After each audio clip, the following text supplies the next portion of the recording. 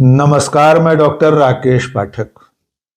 सत्ता के नशे में चूर बीजेपी के नेताओं की हरकतें और उनके बिगड़े बोल आप पिछले 10-12 सालों से खूब देख और सुन चुके हैं।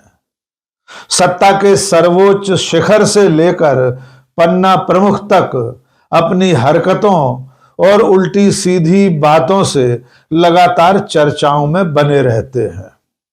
लेकिन अब सत्ता का यही नशा बीजेपी की महिला नेत्रियों के सिर चढ़कर बोल रहा है।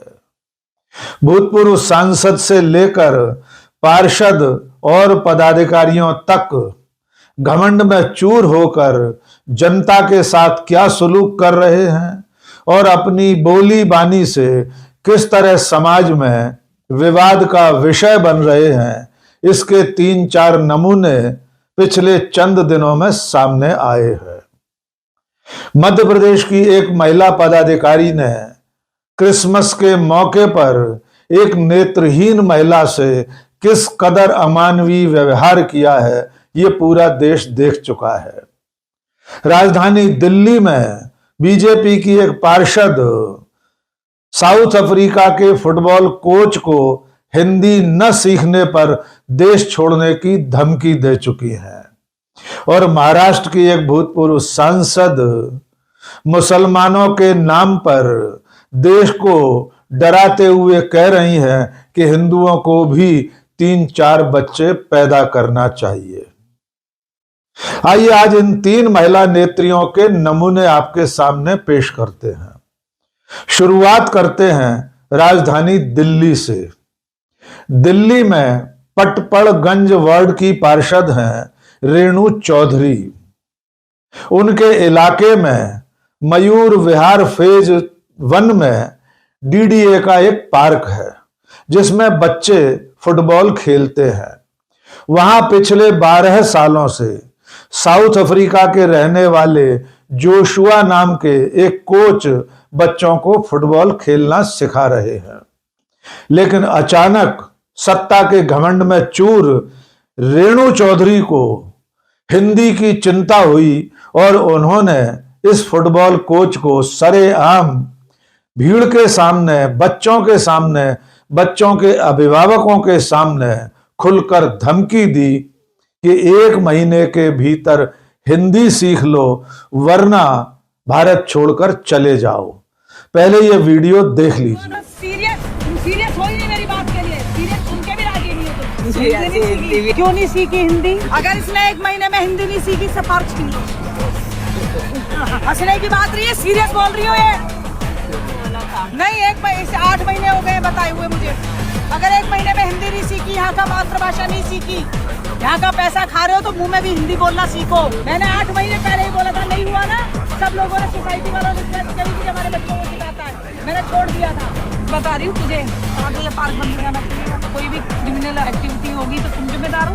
कौन है जिम्मेदार दोनों में से? जिम्मेदारी लो, जिम्मेदारी लो। हिंदी 1 महीने में नहीं सीखी तो इधर पार्क नहीं मिलेगा। 1 महीने देखो, पार्क लेना है तो उसको हिंदी सीख कर आएगा। पहले बात, रेणु चौधरी ने बच्चों के अभिभावकों को भी धमकी दी कि अगर भविष्य में कुछ होता है तो इसकी जिम्मेदारी आपको लेना पड़ेगी। लेकिन जैसे ही रेणु चौधरी का यह वीडियो सोशल मीडिया पर वायरल हुआ, इसकी जमकर लानत मलामत हुई। भारतीय जनता पार्टी को भी ये वीडियो, ये धमकी शायद बर्दाश्त नहीं हुई। यही वजह है कि बीजेपी के दिल्ली प्रदेश अध्यक्ष वीरेंद्र सचदेवा ने अपनी पार्टी के पार्षद की इस हरकत के खिलाफ बयान जारी किया। पहले वीरेंद्र सचदेवा का बयान सुन लीजिए, फिर बताएंगे इसके नतीजे में रेणु चौधरी ने किस तरह माफी मांगी है। मुझे लगता है कि उत्तेजना में किया हुआ काम है, जिसके लिए उन्होंने खेद व्यक्त किया है। बुलाया था हमने और सोशल मीडिया पे भी उन्होंने अपना वीडियो डाला है जिसमें उन्होंने अपनी उस भाषा के लिए खेद व्यक्त किया है। खेल एक ऐसा विषय जिसकी कोई भाषा नहीं होती और खेल को उसी स्पिरिट में लेना भी चाहिए। और मैंने भी अपने वहाँ के लोकल यूनिट से कहा है कि जाके बच्चों से मिलें और किसी भी तरह की बच्चों को कोई मदद चाहिए, और वो कोच भी जो हैं उनको भी हमने अप्रोच किया है, कुछ भी मदद चाहिए हम उनके साथ खड़े हैं खेलें। और मुझे लगता है पार्षद ने भी अब खेद व्यक्त कर दिया, तो इस विषय को अब यहीं खत्म कर देना चाहिए। वीरेंद्र सचदेवा के इस बयान के बाद माफीनामा आया है रेणु चौधरी का। देखिए किस तरह वे कह रही हैं कि अगर मेरे बयान से, मेरी बातों से किसी को तकलीफ हुई है तो वे माफी मांगती है। आइए सुनिए रेणु चौधरी का ये बयान। नमस्कार साथियों, मैं रेणु चौधरी पटपड़गंज वार्ड से। कल से मेरी जो वीडियो काफ़ी वायरल चल रही है, उसमें मेरा इरादा किसी को भी ठेस पहुंचाने का नहीं था। एमसीडी पार्क बच्चों के खेलने के लिए है और उनकी कोचिंग्स वगैरह के लिए। वहाँ पर जो भी सुविधा चाहिए होंगी हम लोग उपलब्ध कर। मेरी भाषा शैली से किसी को भी दिक्कत महसूस हुई, ठेस पहुंची, उसके लिए खेद व्यक्त करती हूं और आशा करती हूं बच्चे ऐसे ही पार्क में हमेशा खेलेंगे। बहुत बहुत धन्यवाद। अब बात करते हैं मध्य प्रदेश के जबलपुर शहर की।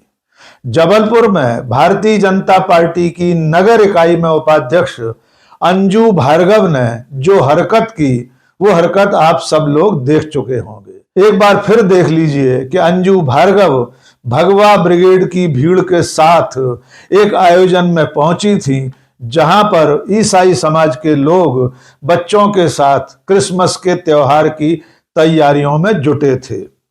यहां पर अंजू भार्गव ने एक नेत्रहीन महिला के साथ अमानवीय व्यवहार करते हुए उससे कहा कि तू इस जन्म में अंधी पैदा हुई है, अगले जन्म में भी अंधी ही पैदा होगी, क्योंकि तू मांग में सिंदूर भरती है और इसके बाद भी अपनी बेटी को लेकर ईसाई समाज के कार्यक्रम में आई है।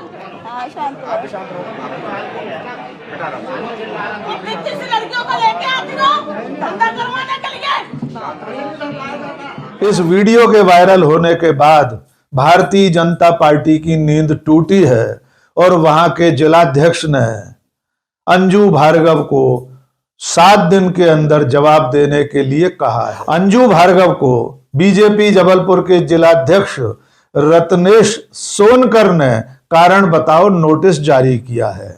नोटिस में कहा गया है कि इस नोटिस के माध्यम से आपको सूचित किया जाता है कि सोशल मीडिया पर प्रकाशित वीडियो के माध्यम से यह जानकारी प्राप्त हुई है कि आपके द्वारा दृष्टि बाधित महिला से विवाद करते हुए अशोभनीय शब्दों का उच्चारण किया गया है। आप भारतीय जनता पार्टी की जिम्मेदार पदाधिकारी हैं, जिससे इस प्रकार के व्यवहार व कृत्यों की कल्पना नहीं की जा सकती। अतः इस नोटिस के माध्यम से आपको यह सूचित किया जाता है कि आप इस नोटिस की अवधि के 7 दिवस के अंदर उक्त घटना के संदर्भ में अपना स्पष्टीकरण प्रस्तुत करें।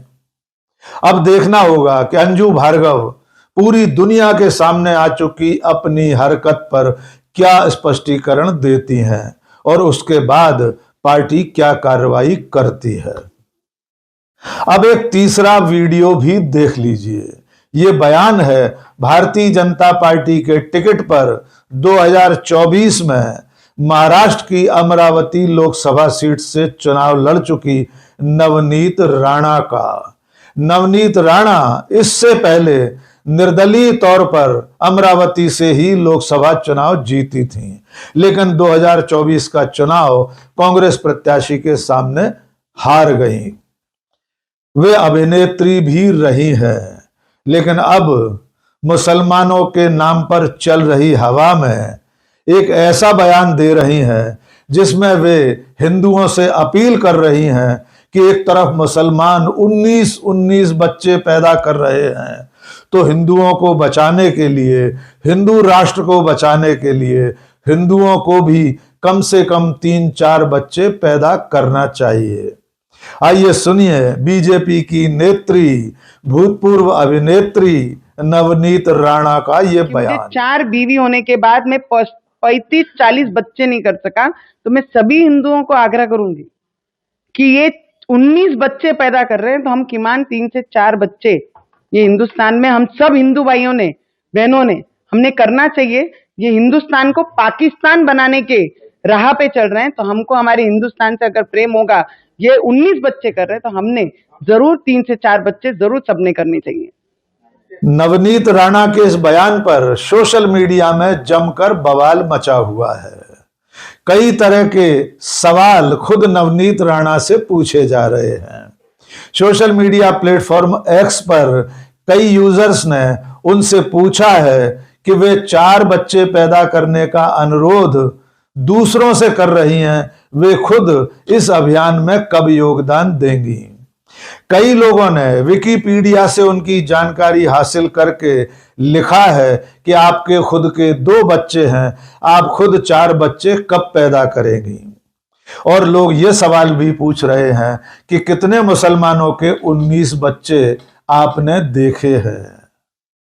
तो इस तरह के बेसिर पैर के बयान देने का जो सिलसिला बीजेपी के नेताओं ने शुरू किया था, अब उस अभियान में बीजेपी की महिला नेत्रियां भी बढ़ चढ़कर शामिल हो गई हैं।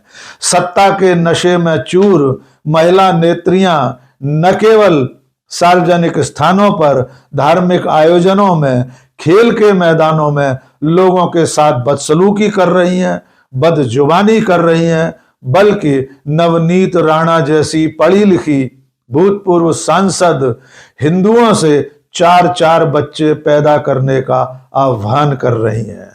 देखना होगा कि भारतीय जनता पार्टी अपनी इन महिला नेत्रियों के बेसिर पैर के बयानों और सार्वजनिक बदसलूकी पर क्या कार्रवाई करती है, या जैसा कि बीजेपी के बड़े बड़े नेता अपनी ऐसी ही हरकतों, ऐसे ही बयानों के बावजूद पद पर बने रहते हैं, बल्कि बहुत सारे नेता तो तरक्की पा जाते हैं। हो सकता है ये महिला नेत्रियां भी अपनी इन हरकतों से पार्टी में तरक्की प्राप्त कर लें। आज के इस वीडियो में बस इतना ही। बहुत बहुत शुक्रिया। जय हिंद।